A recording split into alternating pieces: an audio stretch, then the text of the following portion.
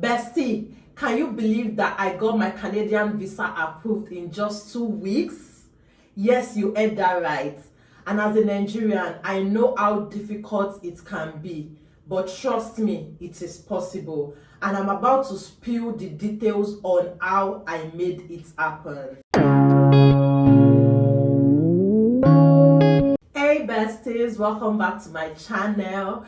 If you are new here and you're just seeing my face for the first time, my name is Ola and this is Catching Up with Ola, where you catch up on scholarship gist, application material and everything in between, from when you move from the current country you are to your destination abroad. Please do not forget to subscribe to the channel, like my video, comment down below and share my video. Always remember that knowledge is power and sharing it can have a profound impact on someone's life.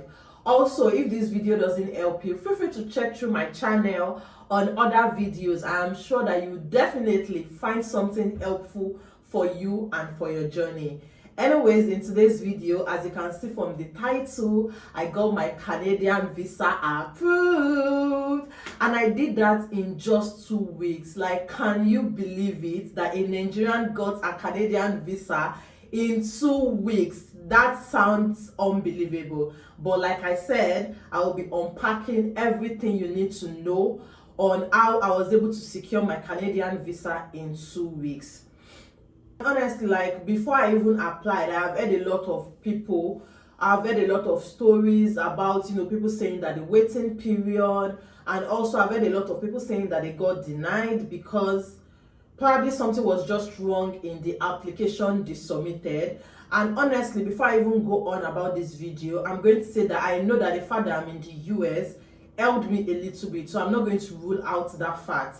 But typically, like, when people apply, even when you apply from the US, they typically get a response within a month. So what was the thing that was different about my application, and why did I get mine in 2 weeks? So I applied from the US and coming from Nigeria and having been through the US visa process, I was used to the in-person interview. Like, that's literally the interview I've done in my life. Like, the first country I applied to study abroad was the US, and thankfully my visa got approved.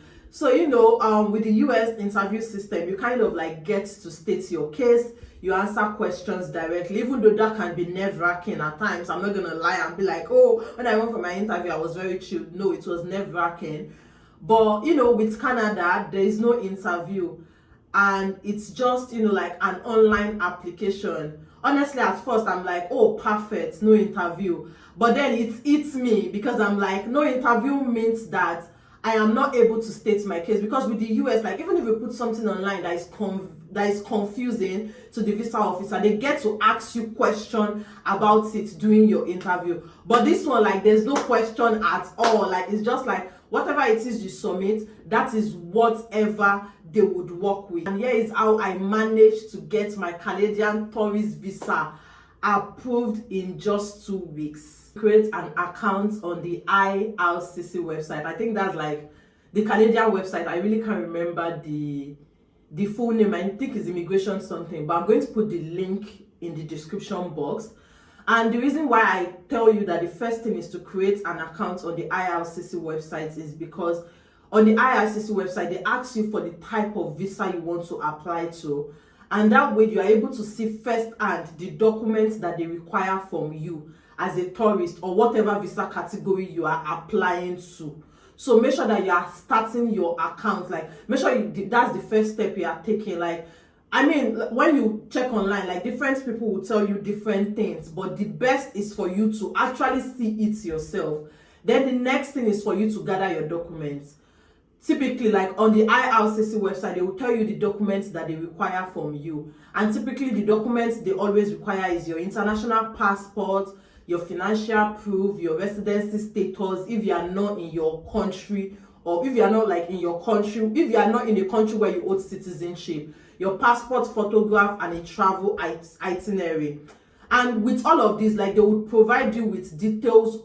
They'll provide you with details of what you can use to like to prove all of this. Like, they will give you proof of like residency status. They will give you what you can prove, what you can submit to show financial proof. They will give you what you can submit to show travel itinerary. But out of all the things that they gave me, I'm just going to give you like a brief analysis of all the documents.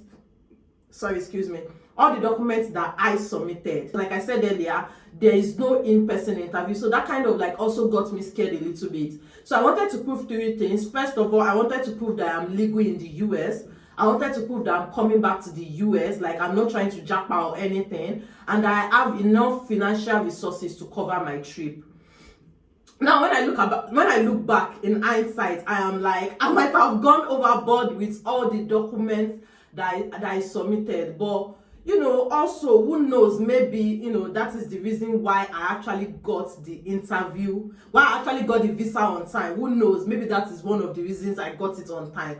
So like I said, the first thing is with passport, and I don't think I have to explain a passport to you, do I? I mean, that's like your international passport. If you want to apply for a Canadian visa, you of course know that you need your international passport, so I'm not going to dwell much on that. Now, the second part is financial proof. With the financial proof, I went extremely overboard with that one. Exactly, that's what I'm saying. I submitted my bank statements, I submitted my pay stub, I submitted my credit card statement. I'm like, Now, when I look back, I'm like, chai, more you too drew. I too drew, actually. Like, why did I submit 3 things? Because even submitting my bank statement alone, like, was enough for me. But I submitted everything because, like I said, I was kind of, like, freaking out about it because I've actually never gone through that process before where there's no interview. So I wanted to make sure that it was clear that, okay, I had enough money to actually cover my trip. Now, for my residency status, I actually submitted my proof of legal stay in the US. And for my passport photograph, I literally just went to Walgreens to take a picture, and I told them that I was using the Canadian requirement. So they took a picture for me, gave me the soft copy, and I uploaded it on the website. Now, for your travel itinerary, they give you like a list of things that you can submit. They give you either hotel, sometimes they ask you to submit like flights. You can submit one of them. So for me, I just went on Expedia, I made a reservation, I downloaded the receipt, and I uploaded it as my travel itinerary. Now, when you are doing the hotel thing, even if it's the flight one you are doing, make sure that the date on your itinerary actually matches the initial date that you kept on your visa application, because like there's a time where they will ask you how many days are you actually using in the US. So make sure that it matches your visa application. Now, I know like I joined a lot of PDF. For the PDF joining, I actually use I love pdf.com. I'm also going to link that in the website. It is a very easy to use website. You just need to download all your documents, and you just need to upload all your documents, and it's going to merge it together for you. This is not an ad though. This is literally just telling you what worked for me. And I'm sure that there are thousands of websites out there that can help you join PDF into one document. But like I said, this is what worked for me, and that is why I'm telling you about it. So other forms I also filled included like the visa form itself. Of course, you know you will fill the visa form itself. I had to fill using the Adobe Reader. Yeah, I had to fill that using the Adobe Reader. Like, you literally can't fill that using any other reader except from the Adobe Reader. And then I also had to fill the family information form. Please, because this is not in person, make sure that you are very sincere. I said a word of prayer and I submitted. A day later, I received a notification to book a biometric appointment. Appointment is like the only in-person step, and literally the Canadian government, they partner with the USCIS government, so it's not even like an interview. It's just for you to go there, thumbprint, and then they take a picture of you. Now, I went with my passport, I went with my appointment confirmation, and I think every other thing they asked me to bring. So when you are going for your biometric appointment, it's nothing to be scared about. Just take every document that they asked you to bring. The picture, I don't know if I still have a video, but I made a video because... Hey besties, by the time you see this video, I should have gotten my Canadian visa. But today is 5th of August 2024. And today is my biometrics day. So yeah, wish me luck. After my biometric appointment, I literally had to wait. Like, I had to wait. And literally, people say that is like the nerve-wracking process out of everything. Even with US admission, with everything, we all know waiting is not the easiest thing to do, right? But guess what? I did not even have to wait for long, because my visa appointment, my visa appointment, my visa actually got approved 2 days after I did my biometrics, like asking me to submit my passport. So they will give you 2 ways for you to submit your passport.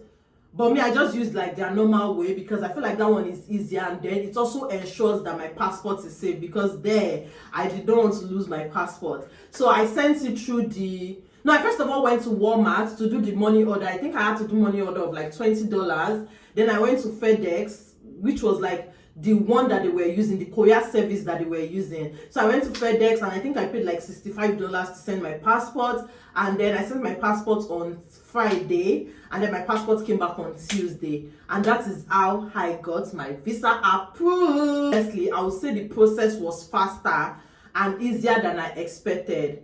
So if you are also planning to apply, don't stress out. Always remember that you've got this. I know that, like I said earlier, I know that the fact that I'm in the US also helped me, but I also know that my process was faster, even with people in the US. Quickly, people receive their visa in 1 month, but I received mine in 2 weeks. And also, make sure you are checking your portal, because sometimes the email notification might delay. Make sure you are checking your portal regularly. I know that sincere. Make sure you are sincere. Whatever, if you are applying for student visa, I think the most important thing there would be your statement and your proof of fund, your financial proof. Please, again, I'm going to reiterate this.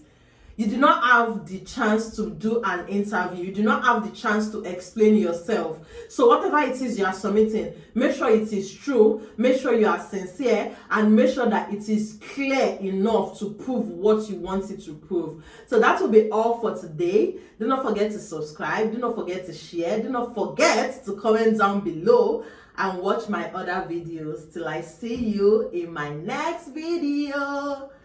Bye.